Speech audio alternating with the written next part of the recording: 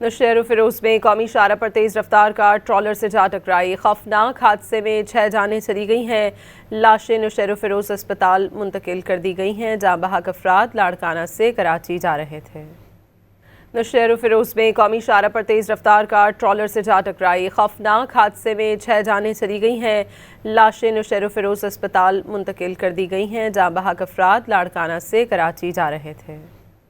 नौशहर फिरोज में कौमी शाहराह पर तेज़ रफ्तार कार ट्रॉलर से जा टकराई। खौफनाक हादसे में 6 जानें चली गई हैं। लाशें नौशहर फिरोज अस्पताल मुंतकिल कर दी गई हैं, जहाँ बहक अफराद लाड़काना से कराची जा रहे थे।